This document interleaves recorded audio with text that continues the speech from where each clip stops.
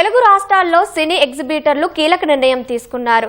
June 1 నుంచి cinema థియేటర్లు బంద్ చేయాలని నిర్ణయించారు. మరిన్ని వివరాలు మా ప్రతినిధి సతీష్ ను అడిగి తెలుసుకుందాం. సతీష్, సినీ ఎగ్జిబిటర్లు నిర్ణయానికి గల కారణాలు, వారి డిమాండ్లు ఏంటి?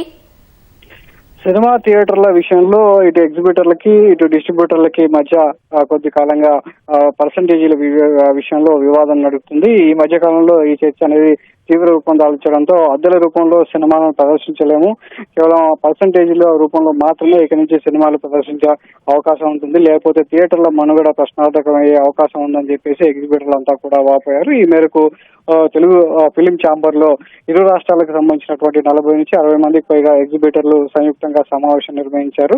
నిర్మాతలు దిల్ రాజు, సురేష్ బాబు సహా పలువురు ఈ సమావేశానికి హాజరై దీనికి సంబంధించి ఎగ్జిబిటర్లు, డిస్ట్రిబ్యూటర్లు అదేవిధంగా ఇప్పుడున్నటువంటి థియేటర్ వ్యవస్థ మీద సమగ్రంగా చర్చించడం జరిగింది. అయితే పలు కారణాల వల్ల థియేటర్లకి ప్రేక్షకులు రాలేకపోతున్నారు. భారీ బడ్జెట్ తో పాటు మధ్య తరహా సినిమాలకు కూడా థియేటర్లకు ప్రేక్షకులు కలవవుతున్నారు. ముఖ్యంగా చిన్న సినిమాల వైపు అయితే ప్రేక్షకులు చూడకపోవడంతో థియేటర్లని వెలవెలబోతున్నాయి. సినిమా చాలా బాగుందని టాక్ వస్తే తప్ప థియేటర్లకు ప్రేక్షకులు కదలని పరిస్థితి. ఈ నేపథ్యంలో అదే ప్రాతిపదికన అదేవిధంగా ఈ పర్సంటేజీల వివాదం అంతా కూడా థియేటర్ల మనుగడకే ప్రశ్నార్థకం అవుతున్నటువంటి తరుణంలో దీని మీద ఒక తుది నిర్ణయం తీసుకోవాలని ఇటు ఎగ్జిబిటర్లు ఇటు డిస్ట్రిబ్యూటర్లు నిర్మాతలంతా కూడా కొద్ది రోజులుగా ఆలోచిస్తున్నారు. ఈ మేరకే ఈ రోజు తెలుగు రాష్ట్రాల్లోని ఎగ్జిబిటర్లంతా కూడా సమావేశమై ఒక కీలక నిర్ణయం తీసుకున్నారు. పర్సంటేజీ విధానం మాత్రమే తమ మనుగడకు సాధ్యమవుతుంది తప్ప అద్దె ప్రాతిపదికన సినిమాలను ప్రదర్శించలేమని చెప్పేసి తీర్మానం చేశారు. ఇదే విషయాన్ని నిర్మాతలందరికీ ఫిలిం ఛాంబర్ ద్వారా లేఖ ద్వారా వివరించాలని చెప్పి ఇటు ప్రొడ్యూసర్ గిల్డ్తో పాటు ఇటు నిర్మాతలందరికీ కూడా ఒక లేఖ రాయాలని తీర్మానించారు. ఆ లేఖలో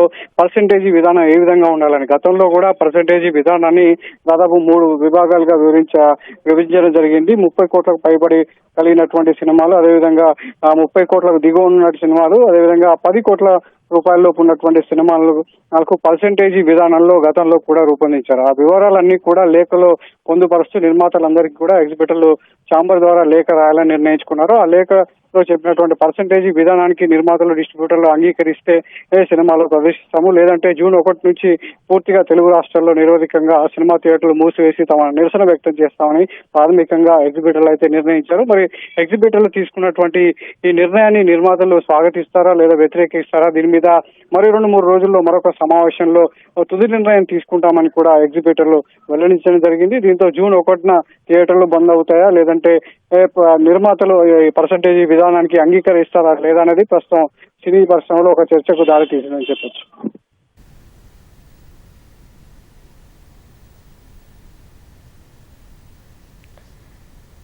ధన్యవాదాలు సతీష్.